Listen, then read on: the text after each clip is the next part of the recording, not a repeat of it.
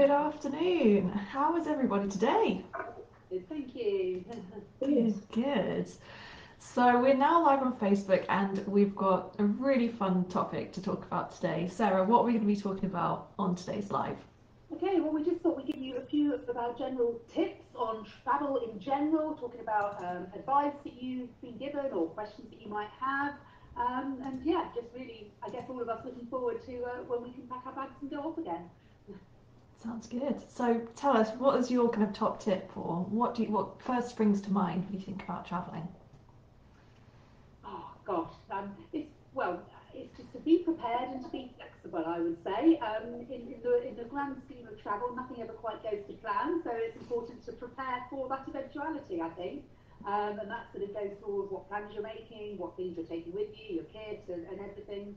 The whole sort of side of it, I would think. I don't know. What do you think, Rubia?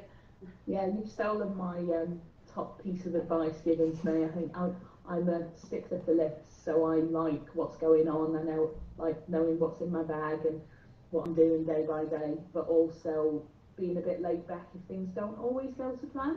I mean, the beauty of our trips is we've done all the organising for you, so you don't need to kind of stress about that. But I always kind of like to know what's coming up and what I'm doing each day.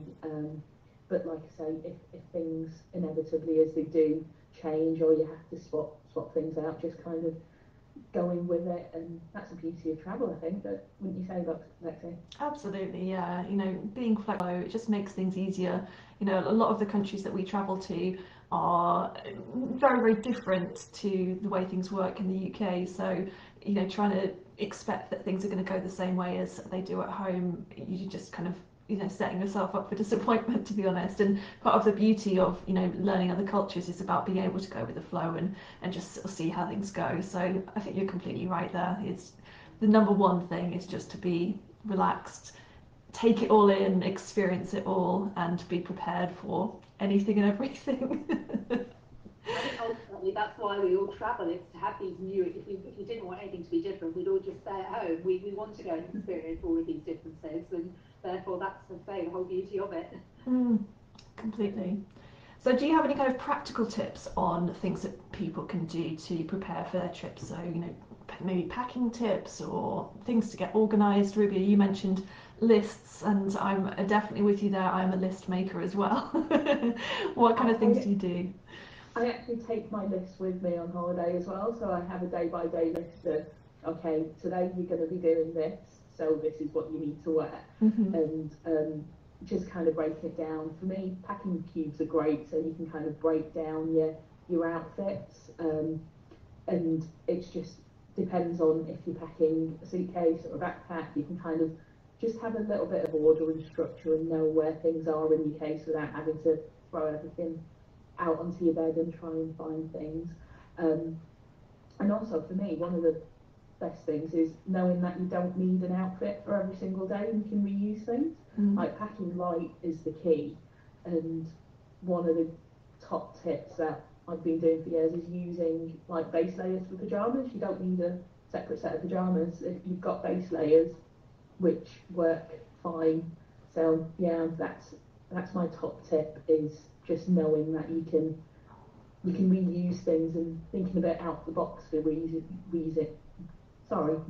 certain things as well. Yeah. How about you, Sarah? Any packing tips? Absolutely. I mean, I think I'm probably not quite as organised as you in terms of knowing exactly what I'm going to be wearing each day, but certainly that comes into the packing as well, and knowing, as you say, you can use different things for different purposes. I mean, the one thing I always take with me anywhere I go on whatever trip for however long is a sarong, so a sort of a piece of big cloth or whatever. And it is just the most useful thing going, because it can be a towel, it can be a sheet, it can be a skirt, it can dry you, when you get out of the swimming pool, you can sit on it to have your picnic lunch. I literally just use it for 101 different things and wouldn't go anywhere without it. Even in the UK, if I go on a day trip, there's a sarong in my bag. It's just one of those things that I just feel you can use it for absolutely everything. So yeah, it's just sort of being flexible with what you've got and what you're going to use it for. I think that would probably be my number one piece of advice. What about you, Lexi? I've got so many things sort of running through my mind, but I'll kind of follow on from something that Rubia mentioned, which cropped up, which was about being organised.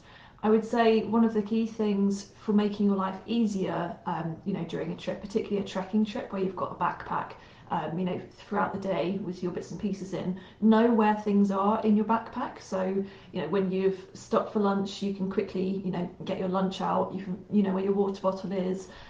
If you get a blister, you know where your first aid kit is to get your blister plasters out and things like that. And just kind of have everything in a sort of logical place.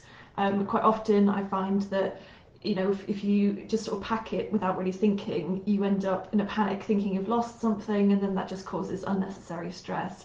For me, I'm certainly someone that I do not enjoy being stressed. I would like to be chilled all the time, very relaxed, and being organised and prepared is definitely part of that. So I would say making sure that you know where everything is in your backpack when you're trekking is so important, and it makes a big difference to how the trek day goes. You've just reminded me of one of my favourite things about backpack and trekking trips of the trade is having a buddy pocket in someone else's backpack. So you don't have to take your backpack off to get something, be it, I don't know, a packet of polos or something. So you're not having to take your whole backpack off to go into your bag. You just put some of your little things in your buddies and they put it in yours. So it's easier to kind of get in and out of, which works great if you works on team building as well. You have to kind of make friends to be able to use their backpack to carry some of your stuff. But yeah, it's a really good idea. Imagine that'd be great for things like suntan lotion or insect repellent, or sort of maybe a packet of painkillers or something you say need quick access to. Yeah.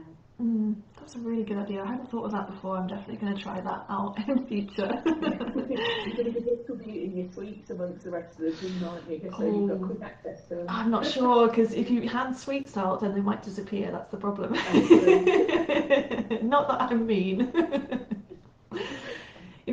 Something else that kind of occurs to me is that there's a lot of preparation that needs to be done before you even get to the airport. And for me personally, I seem to do this every time, and I try not to.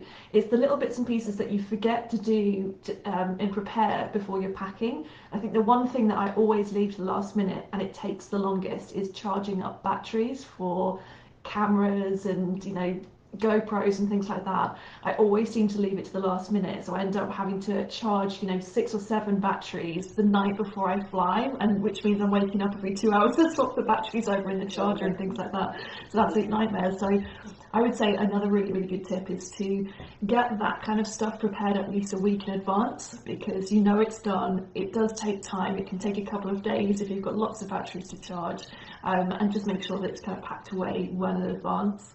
I think electronic items, it's the kind of thing that we just sort of chuck in and think about last minute, isn't it? But actually it's it takes a lot of time to get those things organised. Yeah, and one of the most important things I think on a lot of our trips, if you are going off trekking and you're maybe not going to have access to power for a few days, it's so important. It's probably people's number one thing, that they want to make sure they can take enough photos and whatever it is with them. So it's such an important thing as well to be able to have all of those power banks and whatever you're taking with you for the charge, definitely. And it's checking as well that your power banks haven't lost charge even though you haven't used them for a while, because they can kind of drain if they've been sat in the back of a cupboard somewhere, and cold temperatures make them drain quicker. So it's double checking that even if you think it's charged, double check that it is before you go. Definitely. And that's just reminded me of something else that you've just mentioned there about the cold. When you're in a cold place and you've got electronic equipment, it's so important to keep it warm, otherwise you'll end up trying to take that summit picture with your amazing camera and the battery's dead. It's the worst kind of possible moment that the battery seems to run out. So keep your batteries, spares and any kind of battery operated equipment in the bottom of your sleeping bag if you're doing a camping trip. Keeps it nice and warm. It doesn't get in the way, you don't roll over on it in the night, but it prevents the batteries from draining as fast as they would do if you just left them out in your backpack or in the tent. Definitely worth doing. Yeah, you do get used to sleeping with things in the bottom of your sleeping bag when you're on a cold weather trip. I remember my glasses freezing over in one of the trips, and so I'm like, I'm going to have to sleep with my glasses in my sleeping bag. but they were fine when they were in the case. But the first night I kind of left them out, and the frosty glasses aren't a great look. So from that point of view, it's really useful to have like the little stuff bags or pouches that you can, or you mentioned packing cubes earlier, but like for when you're actually on the trek, just find a whole load of the little stuff bags that you can put all your batteries in down the bottom of your sleeping bag, so you're not rummaging around trying to find 4 or 5 different things in the morning. They're all just there together in a bag. That's really handy as well. Completely, and I think, you know, especially when you're doing a camping trip, again, we're kind of coming back to the same theme about being organised. Knowing where things are in your tent, in your sleeping bag, it's really handy. And certainly, I'm sure a lot of people relate to this. If you have to get up in the middle of the night to use the bathroom, presumably you're going to be somewhere that's dark, so having a head torch handy is definitely recommended. And I don't know about you, but quite often I've, you know, put my head torch somewhere really, really sensible, you know, next to my, you know, sleeping bag or something like that, and you wake up in the night bursting to go to the loo and you can't find it, and then the more you need to go, the more difficult it is to find it. So for me, I always sleep with my head torch wrapped around my wrist, so no matter what, I'll be able to wake up, you know, go to the bathroom, and I've got my head torch there available for me. So any kind of other thoughts on things to make your experience more comfortable whilst you're away, whether that be in the UK or overseas? Ruby, have you got any kind of thoughts on things to... Yeah, for me, toiletries is always one thing I'm asked about, like how much should you pack, how much should you take, what should you take, and for me, solid toiletries are amazing, like a solid shampoo, conditioner bar, soap instead of shower gel. They just take up less space. Obviously, when you're camping and there's no shower facilities, you know, using disposable wipes and stuff to keep your hygiene on point. But shower bars are amazing. You can get them with little tins as well, so you've not got a soggy wash bag with you. So yeah, solid shampoo and conditioner is a must when I go away. And just throw it in the bottom of your bag and you're fine. You're ready to go. And the great thing about a lot of those is that a lot of them tend to be very environmentally friendly and biodegradable as well. So if you're in a situation that, okay, it may not be a shower, but you get a chance to go and have a wash in the river, you can actually use it in there, which is a real bonus as well. And I just take the one bar that's probably officially a shampoo and conditioner bar, but you can quite happily use that with a bit of soap or shower gel as well. I wouldn't make a separate one. The other thing I quite often do on the trek is just take the little toothpaste that you sometimes get on long haul flights. You know, you'll get a little, quite often, you get the little pouch as a comfort pack on the flight with a tiny, horrible toothbrush that probably isn't really worth using, but the little toothpaste are brilliant because you've got maybe like 2 or 3 days worth of toothbrushing in that little thing of toothpaste, so much smaller than taking an actual tube with you. Another useful thing I find. Definitely. And sort of thinking about hygiene as well, something else that is really important is about keeping your hands clean. And obviously we know with the current events that that's a very important thing to kind of prevent the spread of germs, but particularly when you're kind of out trekking or in some, you know, wild, you know, sort of environment where you don't have access to running water and so on, it just kind of, it's so important to take steps to make sure that you are keeping yourself safe. So one of the things that I always recommend before, you know, going away is making a conscious effort to trim your fingernails.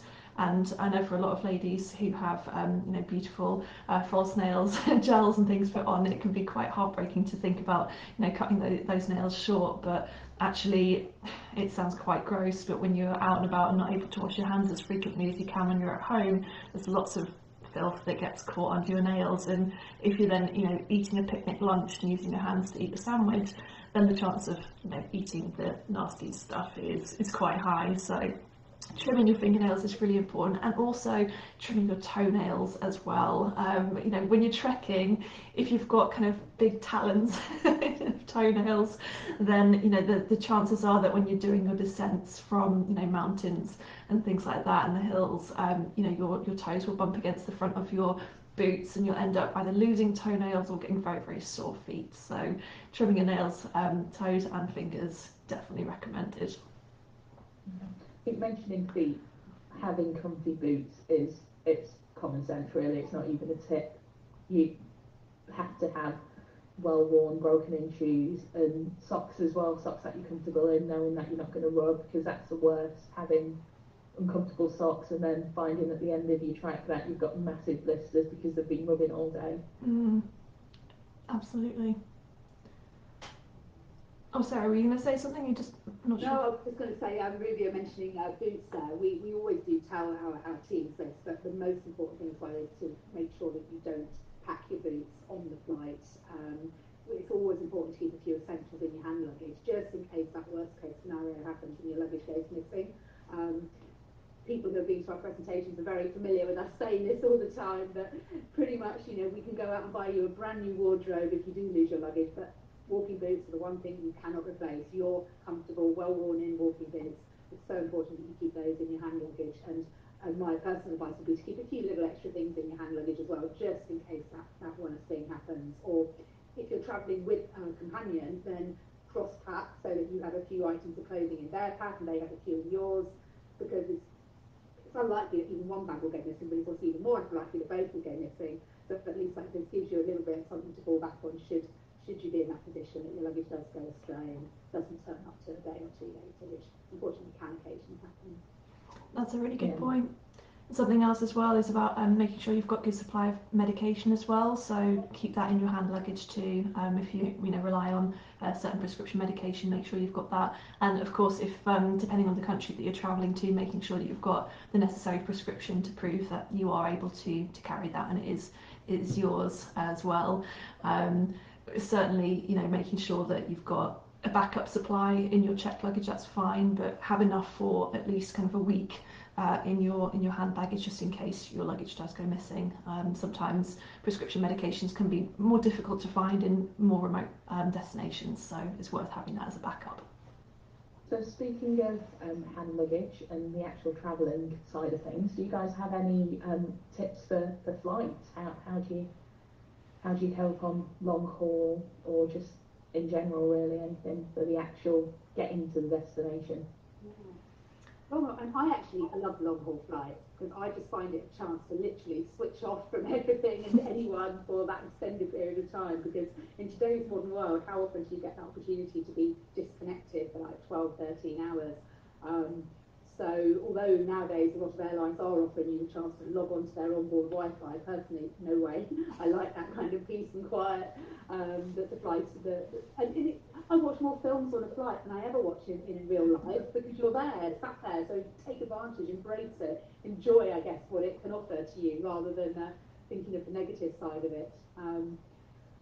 Certainly take with you what you need to make you comfortable, whether that's like a neck cushion, that you've tried out, that you know you're comfortable with, because they can be so hugely varied if you're on an overnight flight.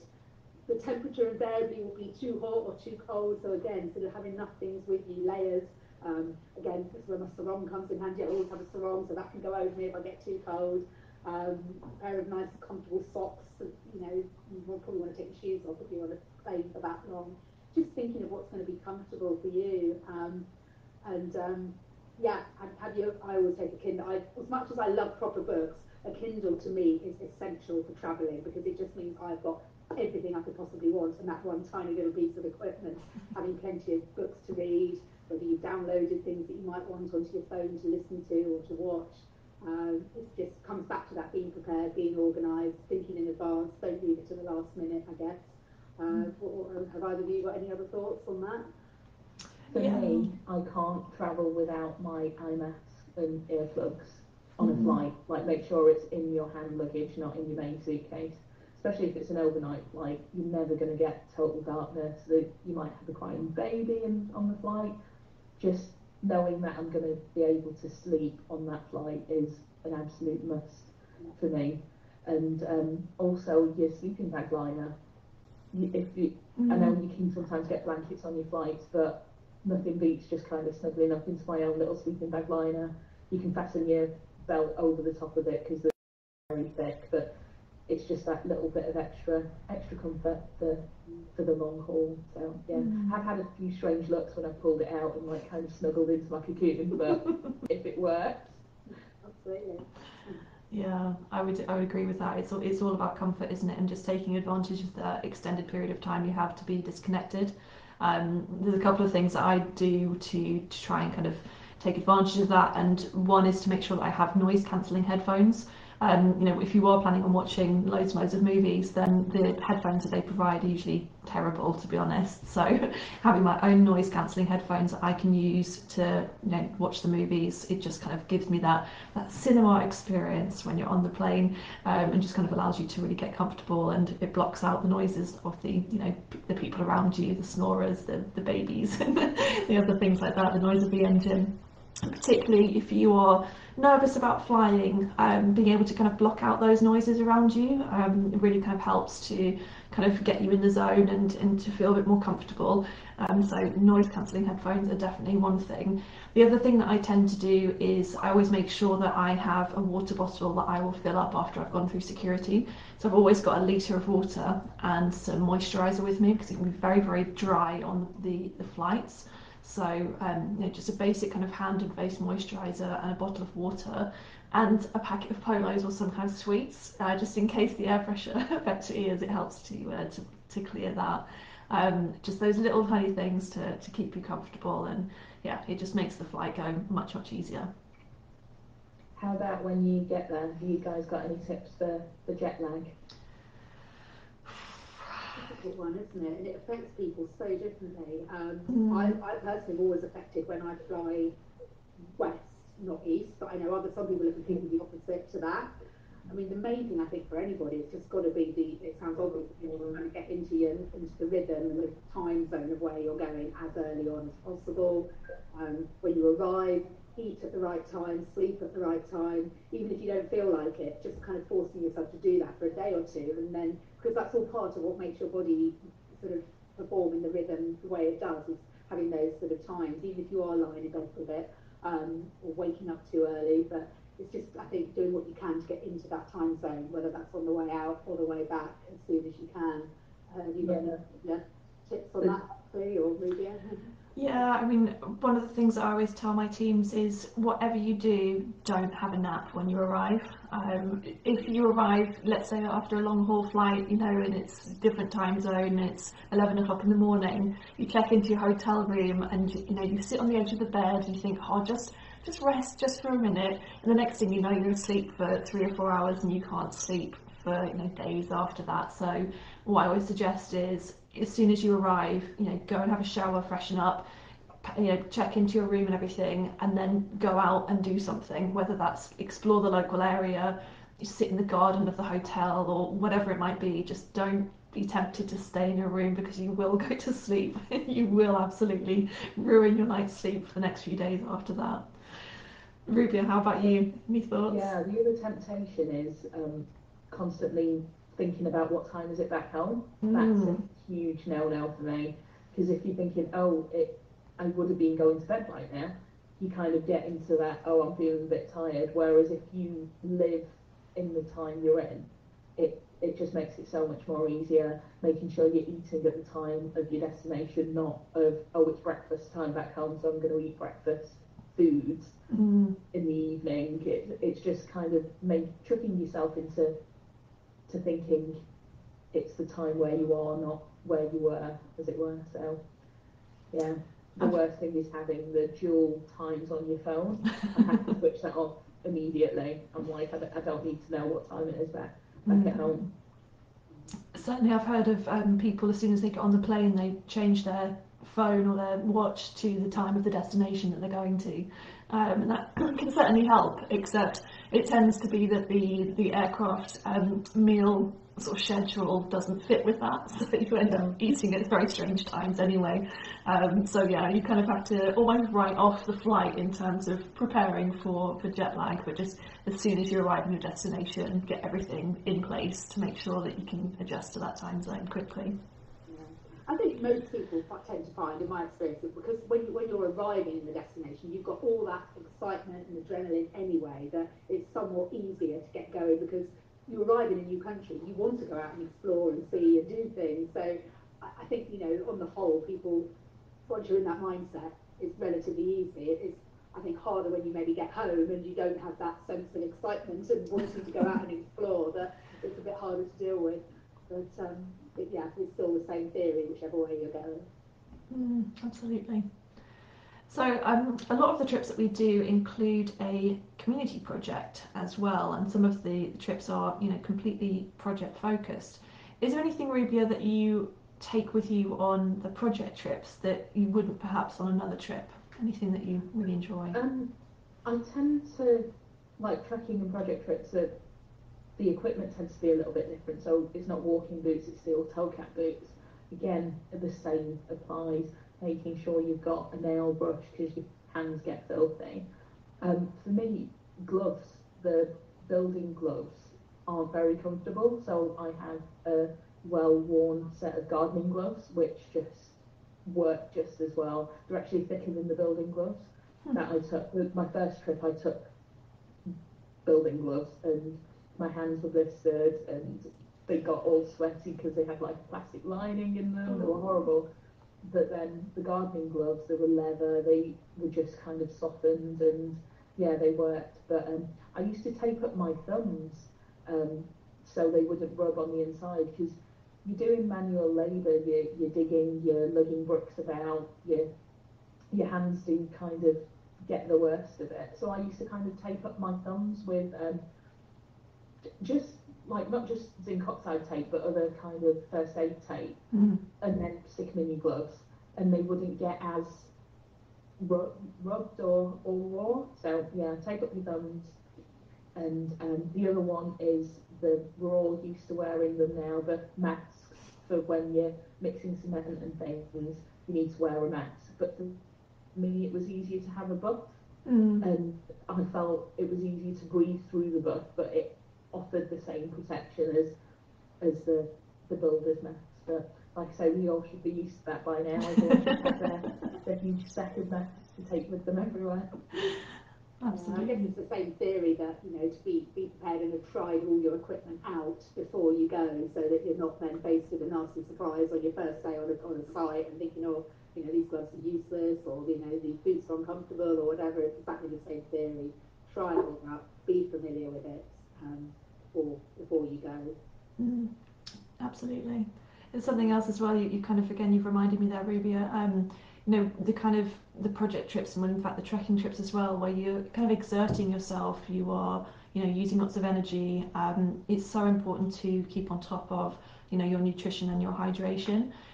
So a couple of tips that I have are bring, if you have a particular preference for, tea or coffee or something like that, bring your own small supply. So for me, for example, I can't tolerate caffeine, so I always have to bring decaffeinated coffee with me, otherwise I'll be awake for days. So I'll always bring a small supply of decaffeinated coffee with me, or herbal tea bags, which often are only available in limited quantities in the country that you're visiting. Some people really like hot chocolate at the end of the day, so you can bring some of those lovely little sachets of hot chocolate with you. So just those kind of small creature comforts that really make a difference and kind of add to your sense of well-being and just feeling kind of more at home in your environment. And also linked with that is, of course, bringing the right kind of snacks with you as well. So we mentioned earlier about having sweets in your buddy's pocket and sharing those around. It's really important to have kind of a good variety of snacks that you bring with you, not too many, because you will have to kind of to carry them with you, but a nice variety. And also something that a lot of people forget is to bring a variety of sweet and savoury snacks. So me personally, I will tend to bring a lot more savoury items than sweet things. For sweet things, it would be something like dark chocolate or dried fruit or something like that. I'll also bring some of those little individually wrapped packets of cheese, which is really nice. Pepperami, salted nuts and things like that, because sometimes eating sweets all throughout the day, whilst it's absolutely encouraged and very fine, it can get a bit sickly. So having the opportunity to kind of swap and change is really, really nice. How about you, Sarah? What are your kind of thoughts on snacks and drinks? Yeah, absolutely. I mean, it's bringing what for me, it's a fantastic opportunity to sort of eat a treat that you might not normally be able to justify when you're sat there at your laptop all day. So bring what you like is kind of a key thing. Obviously think sensibly in terms of where you're going. If you're traveling in a really hot climate, there's no point in bringing chocolate because it's going to melt within seconds. Well, one thing I think is important to point out is for people that might have any special dietary requirements as well. I mean, whether that's just if you're vegetarian or vegan or gluten-free, whilst we are very able to cater for all of these in terms of the meals that are provided, it can in some countries, they're not as maybe familiar with the concept as we are here in the UK, so things could get a little bit monotonous, and that's where it's more important possibly to have some more supplementary food and snacks of your own. Particularly, I think vegan, I found on quite a few of the trips I've done where they're fantastic at providing sort of rice and vegetables and things like that as a meal, but it's maybe slightly lacking in the protein because they haven't quite got their heads around the fact that, you know, people may not eat eggs or meat or cheese, and they don't have all the sort of different substitutes that we would have in this country. So certainly I think I very much encourage people to bring extra things like, you know, nuts or whatever it is that you are happy eating if you do have any dietary requirements, because whilst we can and do cater for them, it can be a bit monotonous sometimes. Ruby, I think you've got quite a nice story about, you know, when your dietary requirements were catered for in Nepal, I think, with an amazing curry.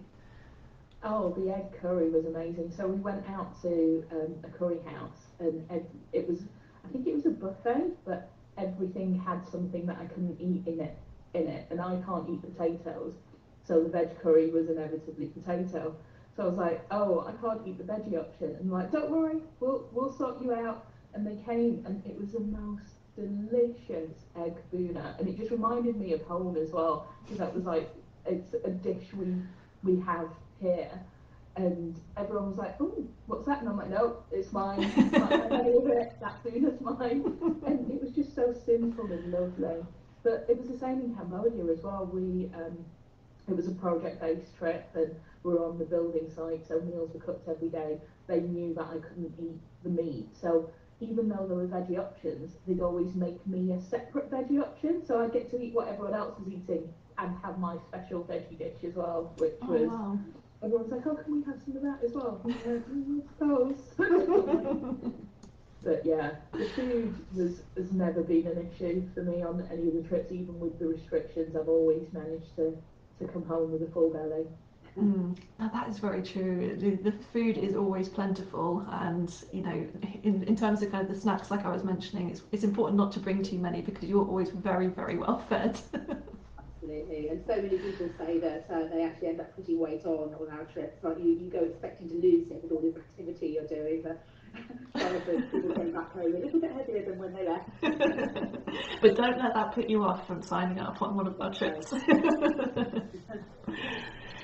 So I think, you know, we've covered a huge range of amazing tips. We could probably go on all day, but let's kind of end it here. Ruby, tell us what we're going to be talking about in a fortnight's time. Okay, so we're not going to have a live next Wednesday, but the following Wednesday, which is the 21st, we're going to be talking all about Kilimanjaro. I know that's one of your favourite destinations, so it'll be great to talk about our Kili Open Challenge for next year. Amazing, looking forward to that. We hope that you can join us. Thank you to everybody that's been watching today, and thank you to the two of you for sharing your top tips. If you have any top tips you want to share with us, pop them in the comments, and we'll be happy to share those with our teams as we're kind of going forwards. Otherwise, we will see you in 2 weeks, 12:30 on Wednesday the 21st. We'll be talking about Kilimanjaro. See you soon. Bye. Bye.